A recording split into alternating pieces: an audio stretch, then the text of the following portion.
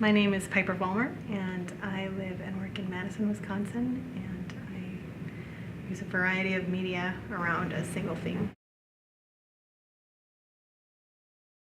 I'll decide on a certain material or a certain set of images, and then I'll decide what material fits that the best.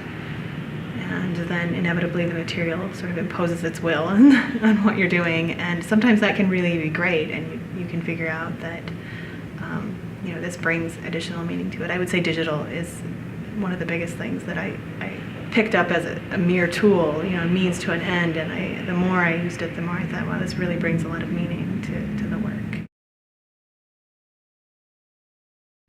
The digital is probably the thing that ties most of the work together, is that I really like that perfection that it has, but that it's an intangible perfection. It seems to have this its own little world where all the edges are infinitely sharp and everything lines up perfectly, and then translating that into paper inevitably becomes a victim to all the things that handicraft can't do.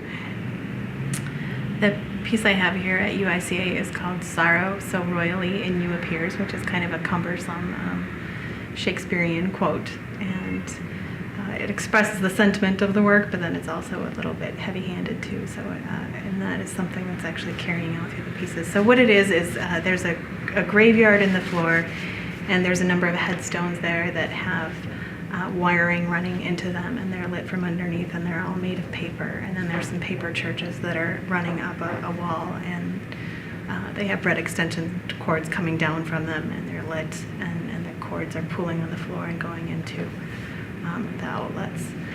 But then there's also something maybe slightly pathetic about them, like a kind of a noble sadness to them, of these things that are really trying something, that they seem to believe they have these sort of crisp, perfect white edges that are all lit up, and they seem to believe in themselves and in a greater good. All my work is in one way or another about American Evangelicalism or post-evangelicalism, and not in a for or against way, but in a kind of an anthropological way, I guess. I don't know if I really actually end up being that dispassionate, but that's sort of the rubric that I imagine I'm working under, is to sort of examine these people groups and their documents and what they say about themselves about it, and what it's like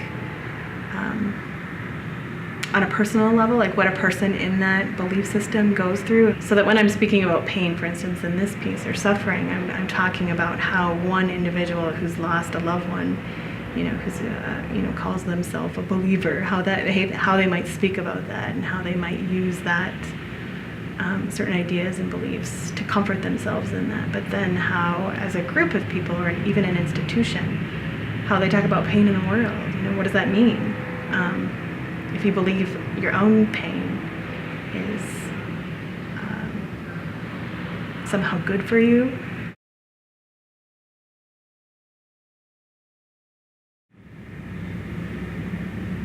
I think I would recommend that artists view themselves and actively pursue community. I think that what artists do is so often talked about in terms of self-expression, and I don't think that's unimportant.